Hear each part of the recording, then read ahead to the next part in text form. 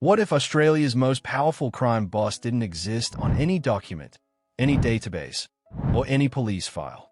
And what if the most violent shadow war in Sydney's history was controlled not by a man in a boardroom or a gang leader on the streets, but by someone no one had ever seen? In the hidden arteries of the city, beneath the neon glow and polished calm of everyday life, moves a presence so quiet yet so absolute that even the most feared criminals refuse to utter his name.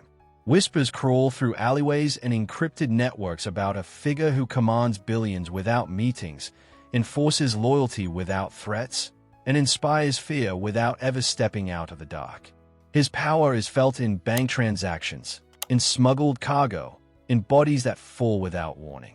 His fingerprints appear only in digital trails that vanish before investigators even know what they are looking for. To police, he is a myth. To criminals, he is a god. To the world, he is a ghost. And tonight, the Decode exposes the empire built by this unseen architect, the one they call Spectre.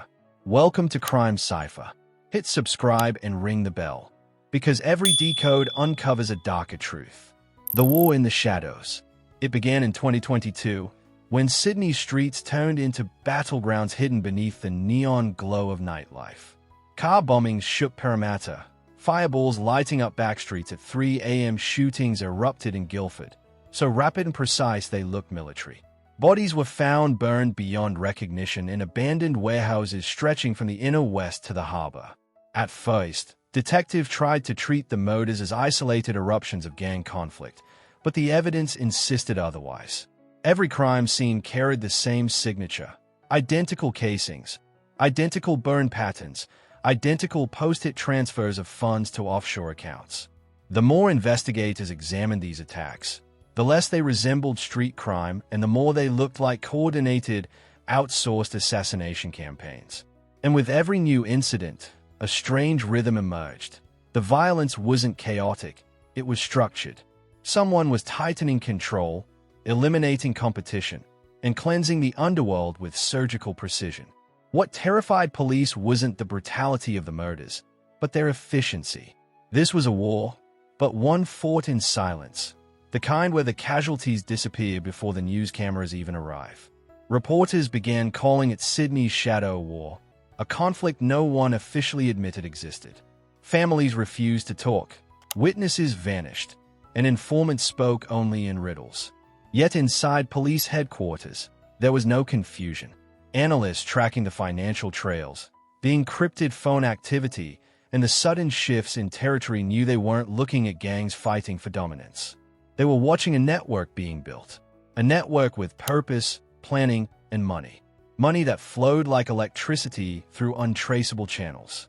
Every officer assigned to the case kept circling back to the same impossible question: how can a war be led by someone no one has ever seen?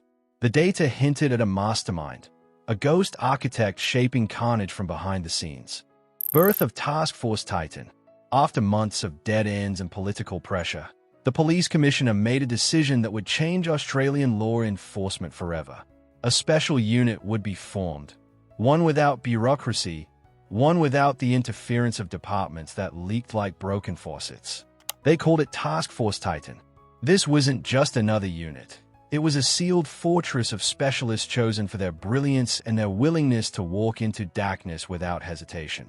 Titan agents came from homicide, cyber intelligence, forensic accounting, organized crime, and covert operations.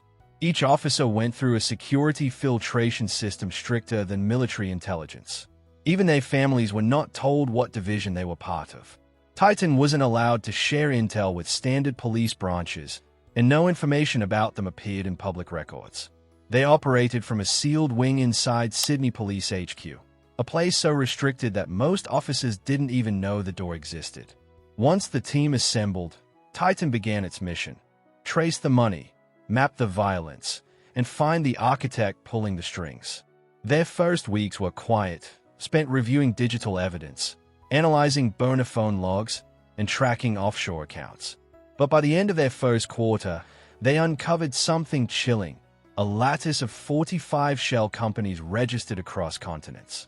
Each company funneled money through Singapore, Dubai, Serbia, and even offshore crypto platforms disguised as server farms. The ghost called Spectre. Every informant Titan interrogated described Spectre like a myth. A man who never met anyone face-to-face, who used encrypted voice modulators that shifted tone mid-sentence. A man who operated like a shadow investor rather than a crime lord. He didn't lead a gang. He leased gangs. He didn't control drugs. He controlled logistics. Syndicates from Sydney to Perth paid him percentages just to use his roots and connections. Spectre was more than a criminal. He was infrastructure. Titan analysts attempted to assemble a profile, but the data was contradictory. One source claimed Spectre was Middle Eastern, another said Eastern European. Some swore he was in his 30s. Others insisted he was close to 60. No fingerprints, no confirmed voice samples, no photographs. It was like chasing fog in a storm. Yet his influence was unmistakable. Millions moved at his command, and bodies dropped in patterns too deliberate to ignore.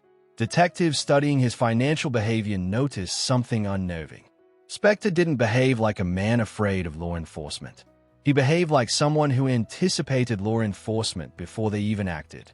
He predicted raids, redirected shipments hours ahead of surveillance teams, and altered communication channels the moment police traced any activity. This wasn't luck. This was intelligence. Maybe even insider info. Rumors within criminal circles spread like wildfire. Some claimed Spectre was a former intelligence officer who defected. Others believed he was a consortium of people using one identity as a shield. A code name, not a person. But Titan saw the pattern. One central mind, one core strategy, one ghost who designed crime as if it was software. And the closer they got, the more the legend of Spectre grew. The legacy of Titan. Taskforce Titan changed modern policing forever. Some officers theorized that Spectre was once a person who has now disappeared behind his own creation, letting the system run without him. Others believed he never existed at all. That Spectre is the name criminals give to a self-sustaining network that operates like an AI-guided ghost. Titan continued the hunt. But the enemy they chased no longer resembled a Kingpin. It resembled a digital organism. One that could evolve. One that could adapt. One that could outlive every officer, every agent, every attempt to bring it down. A ghost doesn't die. It waits. As Taskforce Titan tore apart networks, seized empires, and exposed the criminal machinery running beneath the city, one truth remained untouched. Spectre was never captured. The ghost simply retreated deeper into the digital fog, rewriting his systems with new identities, new technologies, and new routes that stretched further than ever before. Sydney may have calmed, but the quiet feels less like victory and more like tension coiling before something bigger. Across encrypted channels, a familiar pulse has begun to return. Money is shifting. Movements are re-emerging. Instructions are resurfacing. Spectre didn't disappear. He adapted. And with every adaptation, he becomes harder to track, harder to corner, and far more dangerous. Tonight's Decode may end here, but the hunt does not. Taskforce Titan changed the battlefield forever, and as long as shadows exist, the ghost that commands them will continue to evolve inside them. You've been watching Crime Cipher. Faceless, respectful, relentless.